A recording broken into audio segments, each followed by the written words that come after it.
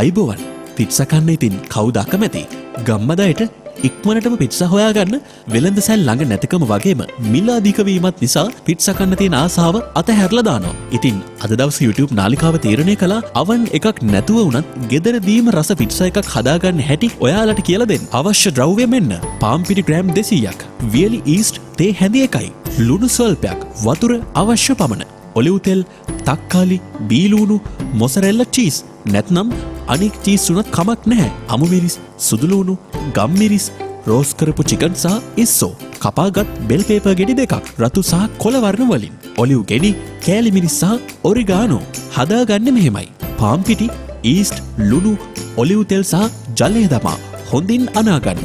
මේ ඩක් එක භාජනයකට තමා රෙදි කඩකින් හොඳින් වසා පැය භාගයක් පමණ තබා ගන්න. තක්කාලි විනාඩි 5ක් පමණ උණු වතුරේ තබා පොතු ගලවා සුදුලූණු සමග බ්ලෙන්ඩ් කරගන්න. පෑන් එකකට ඔලිව් තෙල් දමා රත් කර එයටම කෑලි මිරිස්, ඔරිගානෝ සහ සුදුලූණු තක්කාලි පේස්ට් එක දමා ලුණුද දමා වතුර හිඳෙනතුරු පිස ගන්න. දැන් මෙන්න පිට්සා සෝස් එක ලැහැස්ති. දැන් කලින් හදාගත්ත පාම් පිටි ඩක් එක රවුමට තුනී කරගන්න. අවන් එකක් නැත්තම් මෙහෙම කරන්න. රොටියේ නන් ස්ටික් පෑන් එකක තබා හොඳින් පුලුස්සා ගන්න.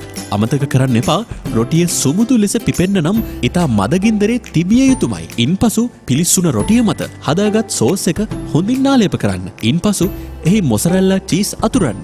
ඉන්පසු රෝස් චිකන් කැබලි සහ ඉස්සෝ අතුරන්න. ඉන්පසු කපාගත් බීලූණු, බෙල් පේපර් සහ ඔලිව් ගෙඩි තිබේ නම් අතුරන්න. උඩින් චීස් තට්ටුවක් නැවත අතුරන්න. උඩට ඔලිව් තෙල් ඉසගන්න. රොටිය නැවත මේ සියලු දේවල් සමග නන් ස්ටික් පෑන් එකේ දමා වසා මදගින්නරේ පිසගන්න. අවන් එකක් තියෙනවා නම් මෙහෙම කරන්නත් පුළුවන්.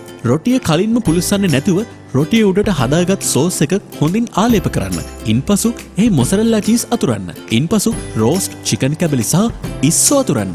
ඊට පස්සේ කපාගත් බීලූණු, බෙල් පේපර් සහ ඔලිව් ගෙඩි තිබේ නම් අතුරන්න. උඩින් චීස් තට්ටුවක් නැවත අතුරන්න. උඩට ඔලිව් තෙල් ඉසගන්න. තැටිය පිටින්ම අවන් එකට දාලා හදාගන්න. දැන් තියෙන්නේ ඉතින් කන්න තමයි. ඉතින් මේ වීඩියෝ එක ඔයාට වැදගත් වුණා නම් කාපු පිට්සා එකේ රස කොහොමද කියලා පහලින් අපිට කමෙන්ට් කරන්න. ඔබට සුබ දවසක්.